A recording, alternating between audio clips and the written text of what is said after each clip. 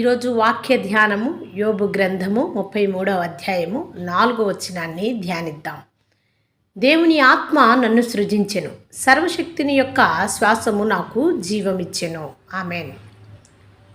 దేవుని ఆత్మ మనల్ని సృష్టించిందని, ఆయన యొక్క సర్వశక్తి యొక్క శ్వాస మనకు జీవాన్నిచ్చిందని భక్తుడు ఇక్కడ ప్రార్థిస్తూ కృతజ్ఞత కలిగి ఉన్నాడు.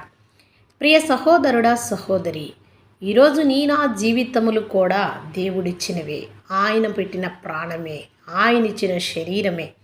అలనాడు మరి ఆదికాండము 2వ అధ్యాయం 7వ వచనములో చూస్తే, దేవుడు మట్టిని తీసుకొని ఆ మట్టిని మనిషిగా తయారు చేసి ఆయన నాసికా రంధ్రములో మరి జీవవాయువుని ఊదినట్టుగా చూస్తూ ఉన్నాం.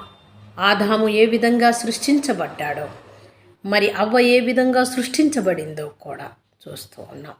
ప్రియ సహోదరుడా, సహోదరు, నరుడు జీవాత్మ అయ్యాడంటే దేవుని యొక్క ఆత్మ ద్వారానే అని భక్తుడైన యోబు గుర్తించి నిత్యము కృతజ్ఞత కలిగి జీవిస్తూ ఉన్నాడు. మరి ఈరోజు మన జీవితంలో మనము దేవునికి కృతజ్ఞత కలిగి ఉంటున్నామా? ఆయనే మనకు ఆత్మదీపాన్ని పెట్టి ఉన్నాడని, ఆయన మన జీవాత్మను మనకు దయచేశాడని, ఆయన నాసికా రంధ్రము ద్వారా మనకు జీవవాయువును ఊది మరి ఈ సృష్టిలో జీవించటానికి ఒక నరునిగా చేశాడని గుర్తిస్తున్నామా లేదా? లేదంటే నీవు వేరే రూపంగా ఈ భూమిపైకి వచ్చామని అనుకుంటున్నావా? మన జీవితం దేవుని వరమని, కాబట్టి దాన్ని పవిత్రంగా ఉంచాలని, పరిశుద్ధంగా జీవించాలని, ప్రతి శ్వాస కూడా దేవుని కృపతోనే మనకు వచ్చిందని ఆయనకు నిత్యము కృతజ్ఞతలు చెల్లించేవారిగా ఉందామా? దేవుడు మనలో తన ఆత్మను ఉంచినందుకు ఆయన చిత్తానుసారంగా జీవించడానికి మనం ప్రయత్నిద్దామా?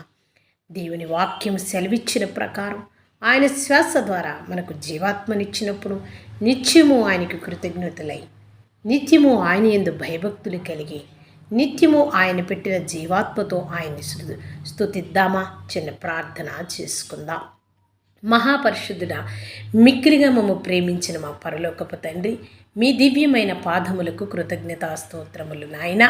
అయా, ఏది ఏమైనప్పటికీ నీవు గొప్ప సత్యాన్ని వాక్యం ద్వారా నరులకు తెలియపరుస్తున్నావు. దేవుని ఆత్మచేత మనిషి సృష్టించబడ్డాడని, సర్వశక్తుడైన దేవుని యొక్క శ్వాస ద్వారా జీవాత్మను పొందుకున్నాడని నీ వాక్యము ద్వారా ప్రతి ఒక్కరూ తెలుసుకొనులాగున, నిత్యము నీకు లోబడి జీవించులాగున సహాయము దయచేయమని యేసు నామమున ప్రార్థిస్తున్నాం మా పరలోకపు తండ్రి. ఆమేన్.